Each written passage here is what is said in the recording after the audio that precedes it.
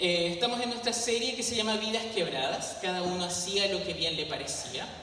Y el Señor está usando esta serie. Yo me animo o me atrevo en realidad a decir de que el Señor está usando esta serie para con nosotros. Por un lado, para confrontarnos en varios niveles, ¿ya? Está confrontando a las familias, a los liderazgos, a la iglesia toda, a nivel personal. Pero también nos está entregando esperanza. Esperanza en nuestro Señor Jesucristo. En nuestro Señor Jesucristo, que es nuestro fiel Salvador. Ahora, algo que nos ha recordado el libro de Jueces es que la historia trata de Dios, ¿ya? No sé si se han percatado de eso. La historia se trata de Dios y no de nosotros, ¿ya? Lo cual es confrontante para estos tiempos, porque nosotros solemos interpretar la historia, el mundo y los acontecimientos solamente si tienen importancia, si nos afectan a nosotros. Pero hay un mundo andando. Nosotros pareciera ser que somos como una cámara de eco, ¿ya? Así como el eco que rebota a veces, como si siempre estuviéramos diciendo yo. Y así funciona nuestro ser. Pero cuando nosotros comenzamos a ver la historia, la verdadera historia del mundo, que es la Escritura, nosotros nos vamos a dar cuenta de que toda la historia se trata de Dios. Nuestra vida, si Dios hace su voluntad, probablemente va a durar 70, 80 años, algunos menos, algunos más, ¿cierto? Pero si se dan cuenta, a lo largo de la historia, ¿cuánto ya llevamos? Más de 2000 años, 4000 años, algunos se aventuran a 20.000 años. Y en toda esa historia, quien ha reinado y de quien se trata esta historia es de Dios. Nosotros nos toca una pequeña parte en toda esa línea, ¿ya? Entonces vamos a ver que a través de la Escritura se nos enseña cuál es nuestra tarea. Ahora debemos admitirlo, esta visión tan sesgada de ver la historia para nosotros mismos es porque nosotros somos egocéntricos por naturaleza pecaminosa. No obstante, la Escritura siempre interpreta la historia y nos señala de que se trata de Dios. Es la historia de redención de Cristo sobre el mundo que Él ha creado, que lamentablemente fue contaminado por el pecado, pero que Él ahora ha restaurado. Por lo tanto, nos muestra un Dios creador que no se olvida de su creación y no la abandona. Y de hecho, Él es el Redentor que desea rescatar lo que se había perdido. Ahora, no solo eso, también nos muestra nuestro lugar en la historia, ¿ya? Porque tampoco es que somos olvidados en la historia. Dios sí se acuerda de nosotros, porque debido a la creación nosotros somos criaturas finitas delante de un Dios infinito. Por la caída nosotros somos pecadores que arruinaron todas las cosas y que seguimos arruinando todas las cosas hasta los días de hoy. Pero debido a la redención, si nosotros hemos conocido a Cristo y hemos confesado, ¿cierto? Como cantábamos delante, nosotros somos amados infinitamente por el Padre y restaurados para ser heraldos en su reino. Y esa es nuestra labor en medio de este tiempo y en medio de esta historia. Ahora, por la caída no todas las cosas son perfectas. Tenemos vidas quebradas en los aspectos psicológicos, sociales, ambientales e incluso religiosos. Ahora, nuestra percepción de la realidad en ese sentido ha sido alterada, ¿ya? Por lo tanto, necesitamos de la Escritura como si fuese un mapa, ¿ya? Un mapa que nos orienta en el lugar donde nosotros estamos, que nos dice quiénes somos, qué es lo que está mal y cómo puede ser resuelto.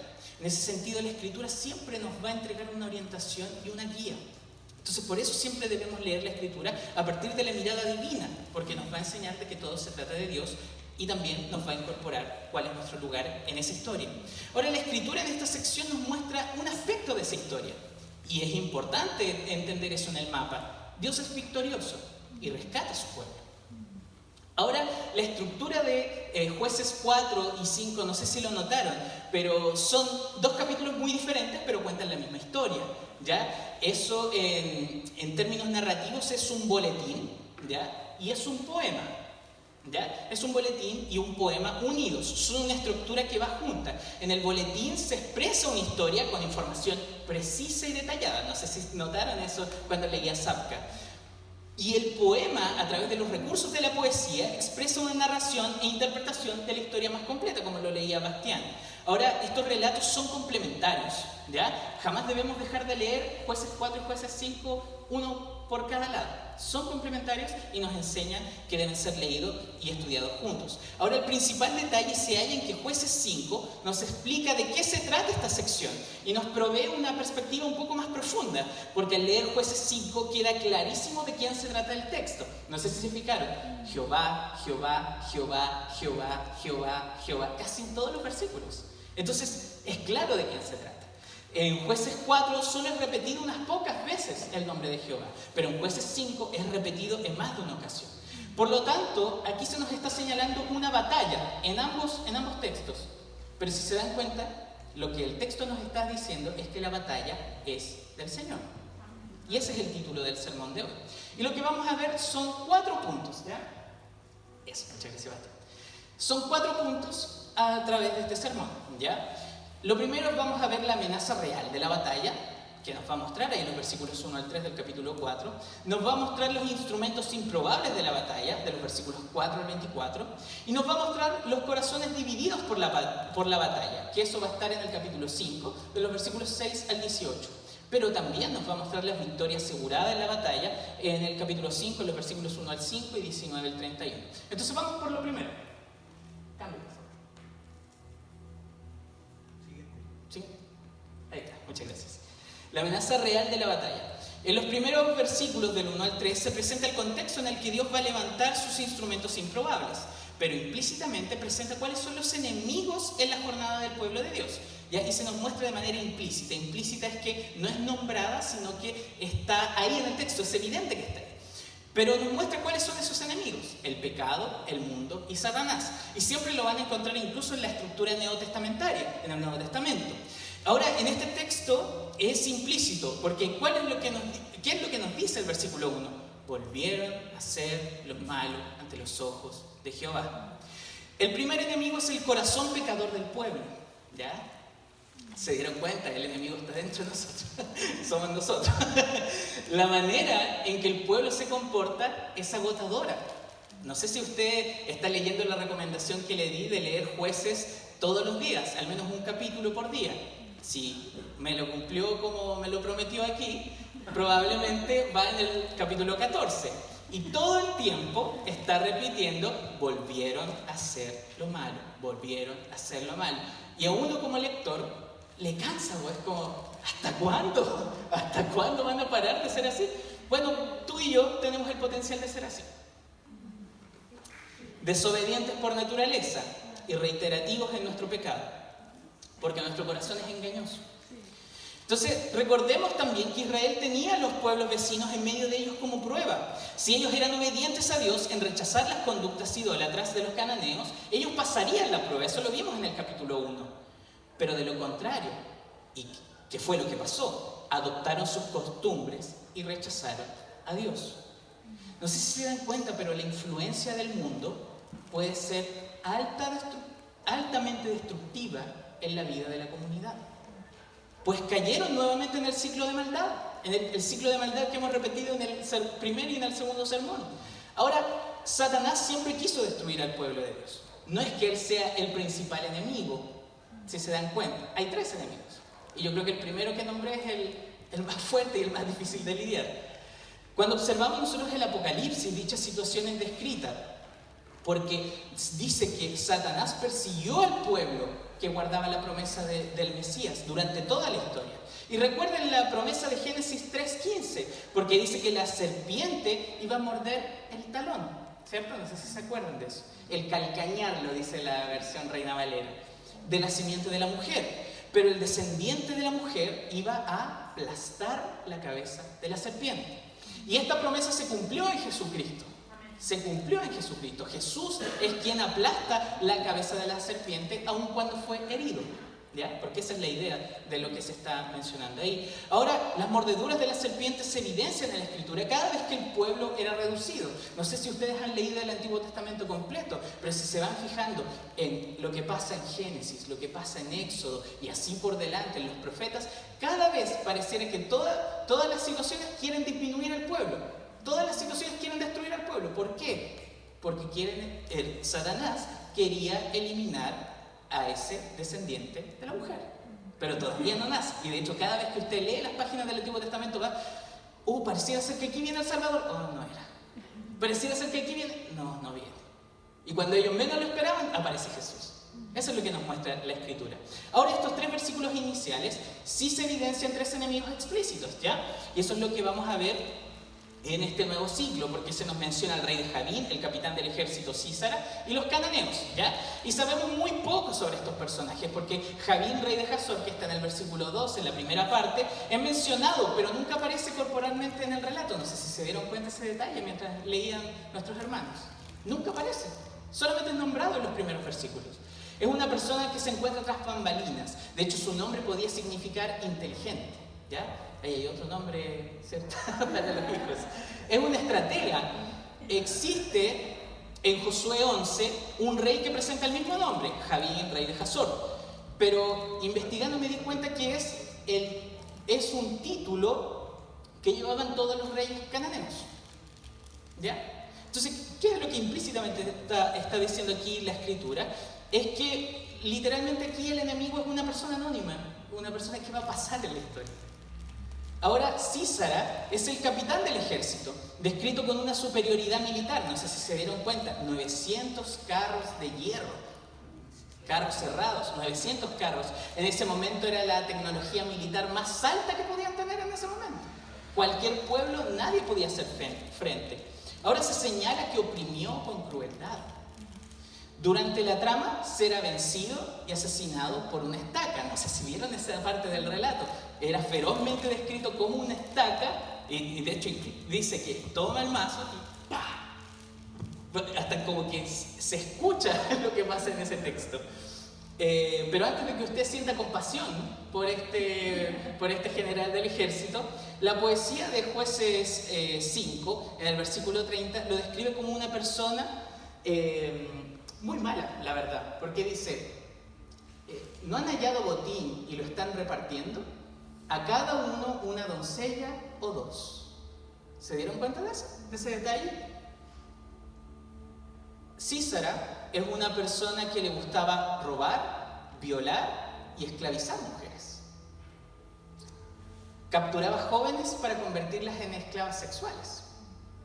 Entonces, claramente Dios está haciendo justicia aquí en esta situación. Y vamos a ver más adelante cómo se ejerce eso. Canaán es la tierra que debían ocupar por posesión. De hecho, algunos comentaristas ahora decían que en realidad los cananeos podrían ser agrupados, todos esos pequeños pueblos que estaban ahí al lado, los filisteos y todos agrupados en el mismo, porque participaban de ese mismo sector. No es una masa pequeña, el enemigo es grande, poderoso y persistente. Es una amenaza a la que el pueblo de Dios debía hacer frente. Ahora, ¿qué tiene que ver todo esto con nosotros? ¿Cierto? ¿Qué tiene que ver estos enemigos implícitos, explícitos? Debemos ser conscientes de la realidad del campo de batalla, ¿ya? El Nuevo Testamento siempre menciona estos tres enemigos, como les mencionaba: el pecado, el mundo y Satanás, y sus demonios. Ahora, la primera lección que debemos sacar a partir de esto es que jamás debemos subestimar a estos enemigos, ¿ya? Son peligros potenciales para la espiritualidad con el Señor.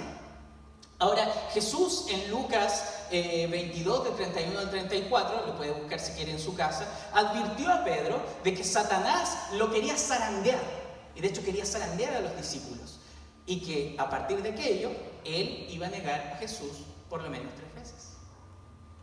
Aún así, Jesús dijo que oraría por ellos.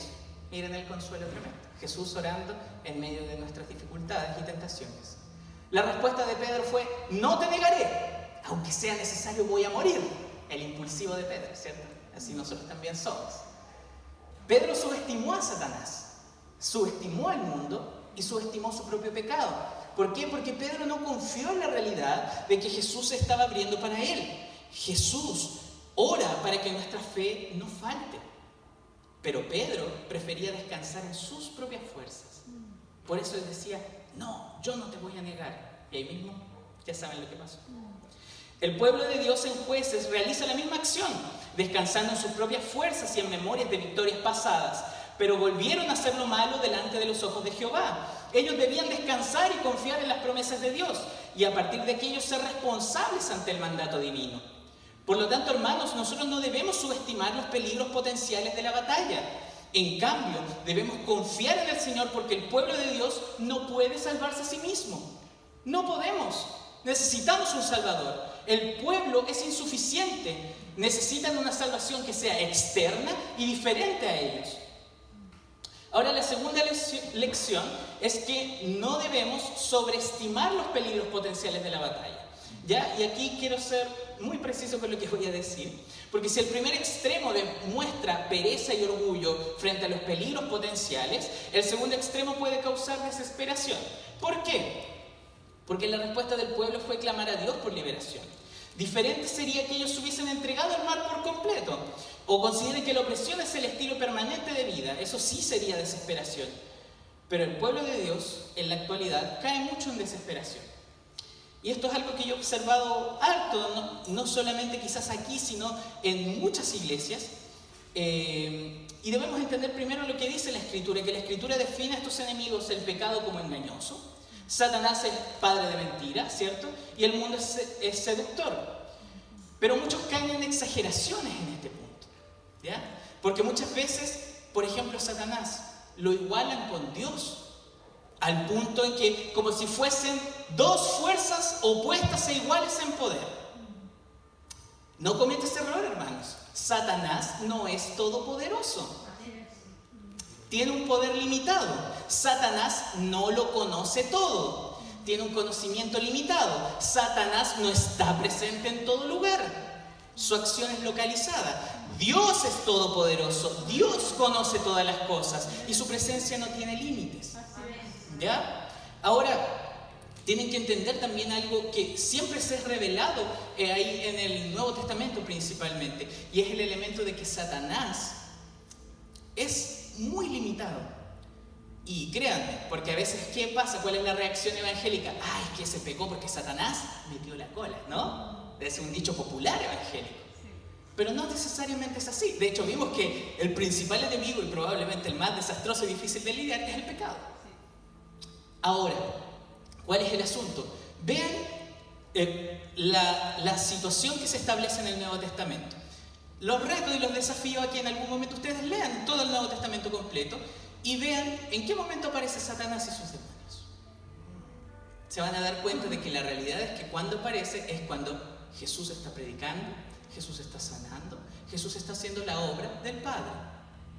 Y cuando está Pablo, quizás Pablo está hablando, los demonios, ¿cómo aparecen? Pablo está predicando, está haciendo la misión, quiere ir y predicar el Evangelio. Pedro lo mismo. Entonces, déjenme decirle algo que es un ejemplo en realidad ridículo. Satanás no está entrometido, por ejemplo, en tu uso del celular. Satanás no va a buscarte y va a interrumpir tu vida si es que tú estás echado ahí mirando la tele o estás mirando el celular todo el tiempo. Eso no va a pasar. ¿Por qué? Porque no le interesas, básicamente. Tu pecado ya te está probablemente haciendo llevar ahí. Pero ¿qué es lo que pasa? Satanás, ¿dónde va a querer impedir? Donde se está desarrollando la misión del Señor. Ahí es donde va a querer entrar y donde va a querer, como dicen, meter la cola. Pero no va a poder porque Dios es más poderoso. De hecho, si se dan cuenta, en un momento en Tesalonicenses, lean Tesalonicenses que es un poquito más corto. En un momento dice que Satanás le estaba impidiendo para ir a cierto lugar a predicar el Evangelio. Y él dice, oh, se me ha impedido, voy a mandar a Timoteo. Y va Timoteo y predica el Evangelio. No sé si se dan cuenta, los recursos de Satanás son limitados. No puede hacer mucho. Entonces, tampoco cometas el error de pensar que el mundo es irresistible, como si las cosas que hacen las personas sean todas dignas de imitar siempre. El mundo puede ser resistido, puede ser rechazado, pero necesitas la gracia de Dios para saber colocar límites y saber tener sabiduría para poder discernir qué cosas hacer. No todo porque lo hace el mundo, yo lo tengo que hacer. Eso es algo que está en la Escritura. Si usted ha creído en el Evangelio de Jesucristo, a quien usted tiene que imitar es a Cristo, no al mundo. Y ahora, si es que usted tiene amistades, tiene que pensar en qué manera el Evangelio los va a alcanzar. Piense en eso, en sus familiares, en sus amigos. ¿De qué manera usted está siendo comunicador del Evangelio para ellos? Ahora, no debemos subestimar, no debemos sobreestimar los enemigos de la batalla. Para mantener nosotros esta conciencia equilibrada, debemos recordar lo siguiente: a través de Jesús, el mundo decidió crucificar a Jesús. La serpiente antigua mordió su talón. Y él fue herido por nuestras rebeliones, por nuestros pecados. ¿Se dan cuenta? Los 3 enemigos intentando matar a Jesús. Pero aunque exista una amenaza real, fue vencida en la cruz. Porque Jesús en la cruz derrotó a Satanás, el pecado y el mundo. Él venció y su victoria está asegurada para aquellos que confían en Él. Ahora vamos al siguiente punto, al paso 2. Muchas gracias. Los instrumentos improbables de la batalla. Y en este texto, al igual que veíamos en el sermón pasado, se nos muestra que Dios levanta personas para ejecutar su plan. Ahora, como observamos la semana pasada, son instrumentos improbables. Nadie se espera nada de ellos, pero Dios los capacita para depender de Dios, confrontar los ídolos y esperar lo inesperado de Dios. Ahora, vamos a ver quiénes son estos jueces. Primero, Débora es una profetisa. ¿Ya? Eso lo muestra en los versículos 4 y 5. Eso significa que Dios hablaba directamente para transmitir un mensaje a su pueblo. Juzgaba al pueblo de Israel en el monte de Efraín, al igual que Ahod. Ahí hay un paralelo entre Ahod y Débora. Y eso quiere decir que ella gobernaba el pueblo con sabiduría y las personas acudían a ella para poder resolver sus disputas. Era una mujer casada con Lapidot, de quien no sabemos nada, hermanos. Es prácticamente un accesorio o un detalle en el texto. Pero Débora es una rareza en la historia, porque es la única mujer dentro de los jueces. La única. En aquel tiempo había una crisis de liderazgo que generó hombres cobardes y mujeres expuestas al peligro. Si se dan cuenta, eso es lo que nos está diciendo Jueces 5 al final. Las mujeres, las doncellas, estaban expuestas al peligro. Ahora nos muestra a un segundo líder, que es Barak, el líder de la tribu de Neftalí, que lidera a Israel en la batalla. Dios usa a Débora para entregarle una palabra profética que contempla una orden y una promesa. La orden es: ve, lleva 10.000 hombres de la tribu de Neftalí y Zabulón. Y la promesa es: Dios entregará en tus manos a Sisera. ¿Ya? Y aquí hay un debate con dos posturas sobre la respuesta de Barak que capaz lo habrán escuchado en algún sermón. En el versículo 8 dice: yo iré, pero si no fueres conmigo, no iré. ¿Lo habían escuchado quizás alguna vez? Ahora, algunos pesimistas dicen que lo que está haciendo Barak es una falta de fe. Y la respuesta de Débora es una reprimenda, es un reto por esto. Pero algunos optimistas, incluido yo, dicen que es un ejercicio de fe la respuesta de Barak.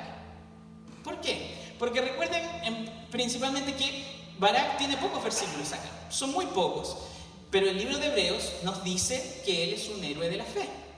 Y es diferente el análisis que podríamos ejercer con Sansón, porque de Sansón sabemos un poco más de su vida, vamos a llegar a él en algún momento, y se nos dice que es un héroe de la fe que tiene una contradicción, pero lo vamos a ver más adelante.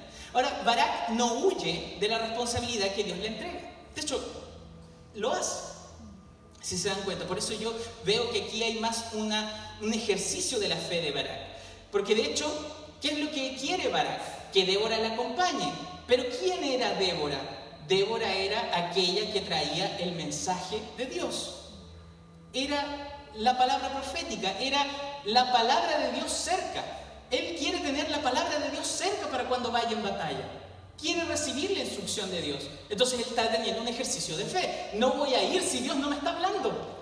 Eso es prácticamente lo que él está diciendo. Ahora en los versículos 12 al 16 se enfrenta esta batalla entre los cananeos y los israelitas. Y en términos humanos es 900 carros de hierro, ¿ya? La fuerza militar más grande, un ejército cruel, contra 10.000 hombres de Israel y una mujer. Esa es la manera en que se está expresando el texto. Ahora, el pueblo de Dios tiene algo más crucial. Tienen a Jehová. Israel podría pensar, si Dios es por nosotros, ¿quién contra nosotros? Y los cananeos experimentaron lo que es que Dios esté contra nosotros. No hay escapatoria si Dios está contra nosotros.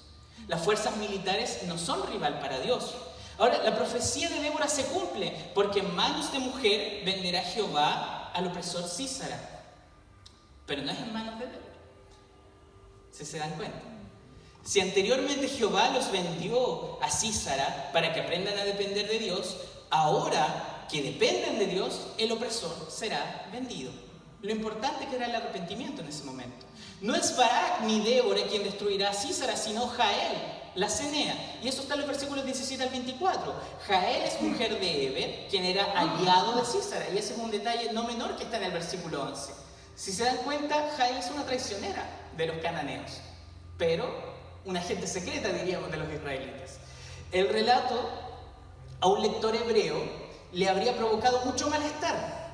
¿Por qué? Por la violencia con la que es ejecutado Sísara, y por otro lado por la falta de hospitalidad, porque aquí dice que incluso le dio leche, durmió, y mientras durmió, muere.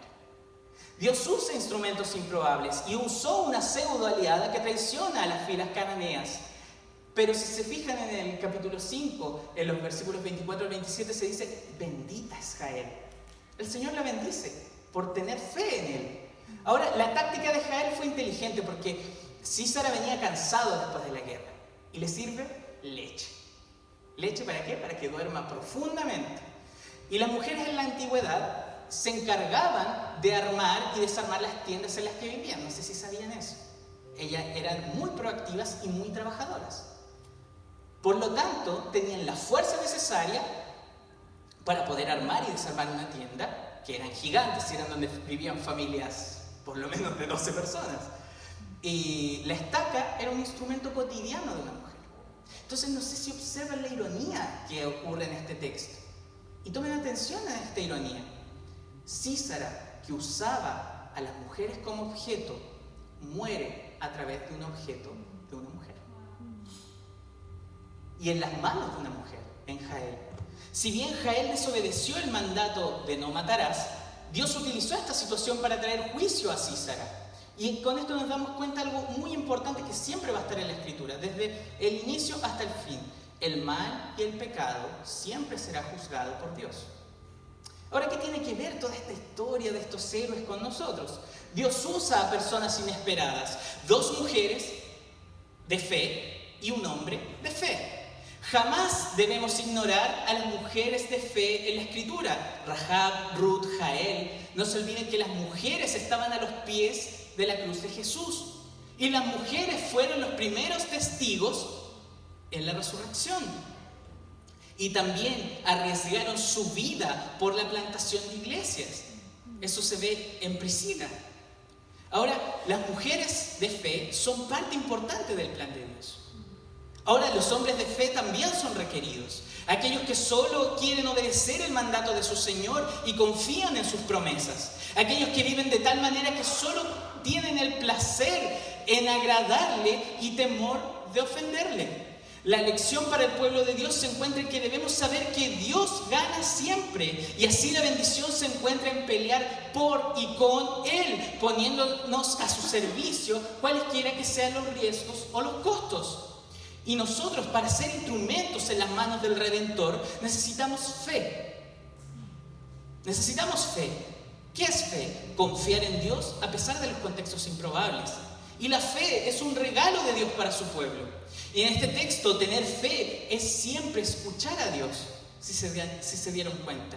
Fe es siempre mostrar valor frente a las probabilidades abrumadoras. Y tener fe es ser humilde al no buscar honor propio, sino buscar la gloria de Dios. Ahora, tercer punto, por favor. Los corazones divididos por la batalla.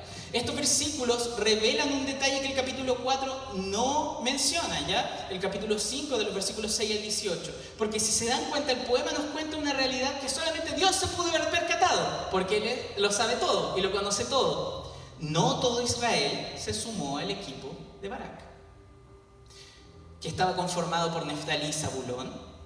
Ahí se unieron algunas tribus, Efraín, Benjamín y Isaacar, pero dice el texto que Rubén siguió pastoreando ovejas, en el versículo 15 y 16.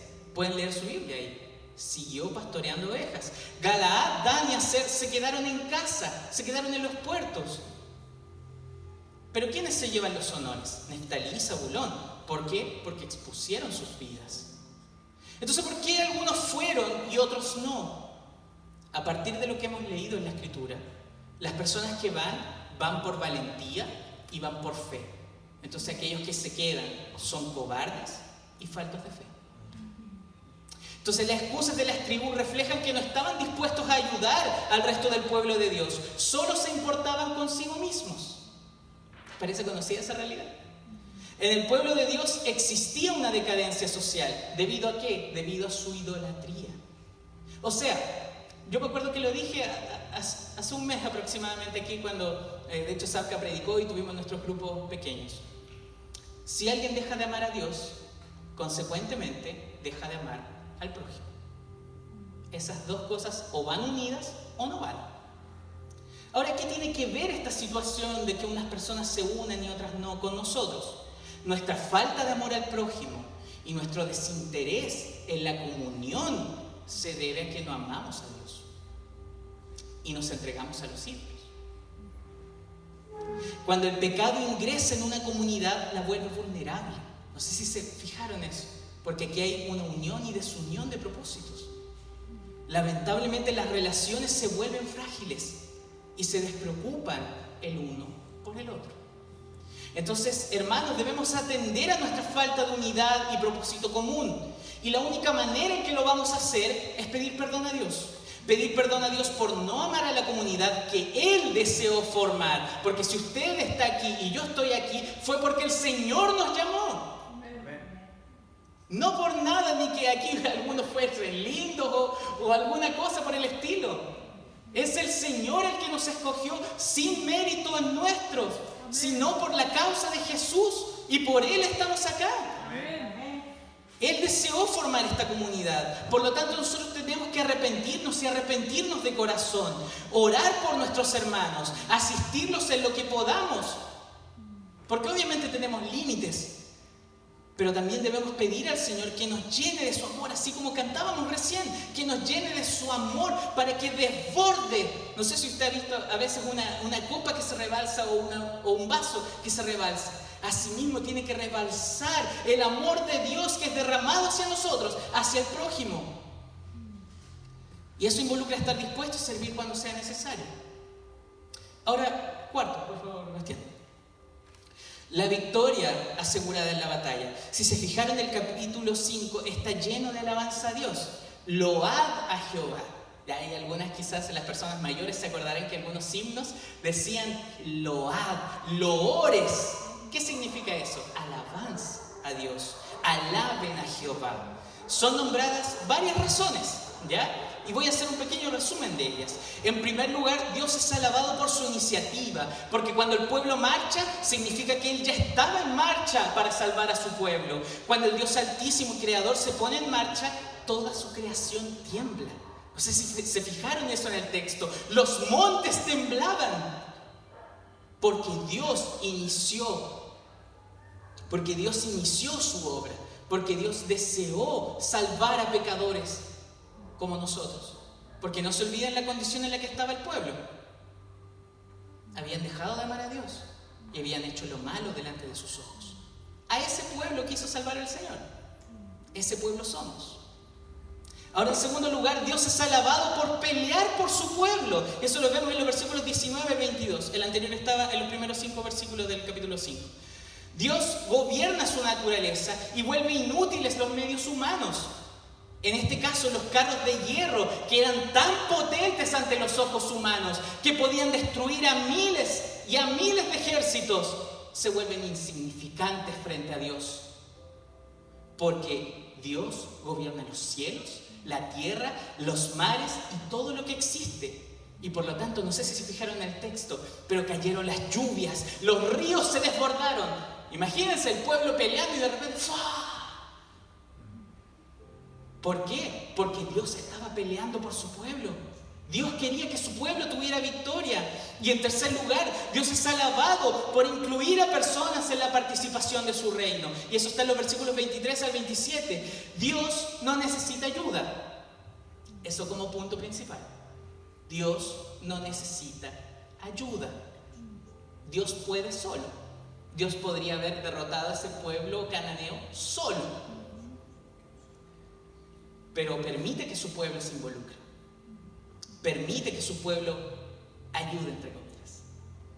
Débora, Barak, Jael y las tribus son bendecidas por participar en su reino. Y por esa situación, porque la comunidad está involucrada en los planes del Señor, el Señor es alabado. No sé si se dieron cuenta. La comunidad es restaurada y el Señor es alabado cuando nosotros participamos de su reino. Y ahora, en cuarto lugar, Dios es alabado por su pacto con su pueblo. El pacto era la forma en que Dios se relacionaba con su pueblo. Dios deseaba amar a su pueblo y por lo mismo estableció un pacto en donde Él dijo: yo voy a cumplir mis promesas con su pueblo. Y ese se fue renovando a lo largo de toda la historia. Y Dios ha prometido cuidar y salvar a su pueblo. ¿Y no fue eso lo que vemos en Cristo Jesús? El cumplimiento del pacto es Cristo Jesús. Y por Él nosotros somos recibidos. Si antes el pacto decía que nosotros debíamos ser obedientes y si no recibiríamos la maldición, es Cristo el que se hizo maldición por nosotros, para darnos bendición a nosotros, para ser partícipes de su reino, para ser partícipes de su pacto. Por eso usted y yo, aunque hemos hecho lo malo delante de los ojos de Dios, tenemos una relación con el Señor, porque Él cumplió su pacto. Y Él nos ama incondicionalmente e incluso condicionalmente, porque esas condiciones las cumplió Jesús. Por eso usted lo que tiene que hacer es abrazar a Jesús. Eso es lo que tenemos que hacer, abrazar a Jesús. Y Dios merece toda la gloria porque salva a personas que no se lo merecen, a personas que habían hecho lo malo delante de los ojos de Jehová. ¿Y ahora qué tiene que ver este cántico tan hermoso con nosotros? Como revisamos anteriormente, Dios hará todo lo que sea necesario para proteger a su pueblo. Débora, si se fijan, pudo gobernar, pero no pudo liberar. Ella, a pesar de que estaba en la guerra, ella no estaba atacando. Barak pudo liberar a medias, porque él hizo una parte, pero él no pudo gobernar. Jai lo mismo. Solo Dios es el verdadero juez y salvador. Él es quien juzga a su pueblo, gobierna a su pueblo y salva a su pueblo. Pero fíjense en algo, Él castiga el mal de este mundo. A Él le importan los casos de injusticia, los casos de injusticia que ocurren en las noticias. Nada se ha escapado de su mano. Si su justicia no cae en esta era presente, sin duda caerá en la era venidera, cuando estemos delante del juez y rindamos cuentas. Por lo tanto, solo Dios es digno de toda gloria y alabanza, y con Él tenemos la victoria asegurada. El gran Rey es superior a todos los ídolos. La historia, queridos hermanos y hermanas, la historia es el cementerio de los ídolos, porque Dios ha derrotado uno por uno en la historia, ha ido derrotando uno por uno a los ídolos y lo seguirá haciendo hasta su victoria final. Porque de hecho, lean Isaías 2, cuando estemos con Él no habrá más ídolos. Léanlo, ahí se lo dejo, ahí después lo buscan, lo publican en Instagram, en Facebook, como quieran. Dios es totalmente capaz de realizar sus propósitos en la tierra y Él merece nuestra completa devoción. Revisen su Biblia. Los últimos capítulos del Apocalipsis son fiel reflejo de Jueces 5:31. Mírenlo. Todos sus enemigos perecerán, pero los que aman a Jehová serán como el sol cuando sale en su fuerza. En la era venidera el pacto será cumplido porque Dios habitará con su pueblo en una comunión de amor. Nosotros veremos al Señor y realmente seremos como el sol, en el sentido en que estaremos tan resplandecientes porque abrazaremos esa gloria, contemplaremos a nuestro Señor, seremos conocidos como Él nos conoce y le amaremos por fin sin la carga de nuestro pecado, porque habremos sido limpios completamente. Para concluir, la batalla del Señor nos lleva a meditar en que existe una amenaza real en la batalla, que no debemos subestimar ni sobreestimar. Dios usa instrumentos improbables en la batalla, y aunque los corazones divididos sean expuestos en la batalla, la victoria está asegurada por nuestro Señor. Todo este relato nos lleva a meditar en que Dios es confiable, está en control y rescata a su pueblo. Cuando Jesús vivió y murió, lo hizo por nosotros. Y con ello demostró que la muerte no lo pudo detener. La muerte que nosotros siempre decimos, incluso como dicho popular, la muerte es lo único que no se puede revertir. Jesús sí hizo eso. Jesús derrotó a todos sus enemigos. Realmente tenemos una esperanza real en la resurrección de Jesús. Su resurrección garantiza nuestra victoria. Si Jesús resucitó, significa que el pecado, el mundo y Satanás no tienen la última palabra, porque Jesús los destruyó. La última palabra la tiene Jesús. Y como dice un himno conocido, su sangre nos garantiza victoria. Amén. Y quiero leer, para finalizar nuestro sermón, las palabras de Apocalipsis 17:14. Búsquenlo, por favor. Apocalipsis 17:14. Porque quiero que vean la realidad de Jueces 4 y 5 impregnado en la Escritura. Está aquí en Apocalipsis. Si no lo tienen, creo que también estaba proyectado. Sí. Dice lo siguiente: pelearán contra el Cordero, y el Cordero los vencerá, porque Él es Señor de señores y Rey de reyes, y los que están con Él son llamados y elegidos y fieles. Vamos a orar. Señor, te damos la gloria solamente a ti, Señor, por tu palabra, Señor. Amén. Porque tu palabra el día de hoy nos ha hablado, Señor. Y nos has mostrado, Señor, la manera en que nosotros debemos ser conscientes de la batalla, Señor. Gracias por ayudarnos, Señor, a percibir los enemigos, Señor. Pero ayúdanos, Señor, a no sobreestimarlos ni subestimarlos, Señor. Sino que tengamos una mirada equilibrada, una mirada a partir del Evangelio, Señor. Ayúdanos a que nuestro corazón esté reposado y tranquilo en tu obra, Señor. Porque a pesar de que hay enemigos que nos muestra la Escritura, tú los has derrotado a todos y a cada uno, Señor. Por lo tanto, nosotros podemos confiar y vivir y desarrollar el plan que tú tienes con nosotros, Señor. Desarrollar tu voluntad para con nosotros, confiando en ti, Señor. Te rogamos, Señor, que seas tú con nosotros, Señor, el resto de la semana. Señor, gracias por recordarnos que tú eliges a personas improbables, que ciertamente lo somos, Señor. Tú nos has elegido, nos has amado desde la eternidad y nos has amado, Señor, no por nuestros méritos o si hubiese cosa alguna en nosotros, sino por puro afecto de tu voluntad, Señor. Por tu pura gracia nos has amado, Señor. Y gracias, Señor, te damos por eso. Te rogamos, Señor, que nos llenes de fe, que nos llenes de esperanza y nos llenes de amor, Señor, para poder cumplir tu voluntad, para ser personas que colaboran en tu reino, para ser personas que participan en tu reino, Señor. Danos fe, Señor, para confiar en ti, para vivir para ti, para ser valientes delante de la adversidad, para confiar en tus promesas, aun cuando veamos un escenario diferente, Señor. Te pido, Señor, que seas tú con nosotros, Señor. Nos arrepentimos delante de ti, Señor, porque al ver, Señor, este texto también somos confrontados, Señor. Esta palabra, Señor, nos muestra que muchas veces nuestra falta de comunión, nuestra falta de interés en nuestros hermanos e incluso en nuestro prójimo que está afuera, Señor, es derivada de una falta de amor a ti, Señor. Es derivada de una idolatría y de que nos hemos postrado delante de ídolos, Señor. Que nuestro corazón se ha ido y ha sido capturado por ídolos, Señor. Por cosas vanas, Señor. Por cosas que no se igualan a ti, Señor.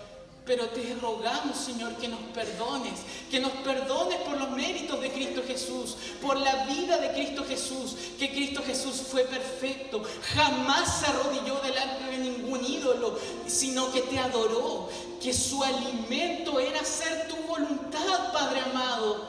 Danos ese corazón en nuestro corazón, Señor, que nuestro corazón respire ese deseo de querer hacer tu voluntad, de que nuestro alimento sea hacer tu voluntad y vivir para ti en comunión con el Padre. Ayúdanos, Señor, porque si estamos en comunión contigo, consecuentemente, Señor, estaremos unidos a nuestros hermanos, porque tú has llamado a esta comunidad a vida, Señor.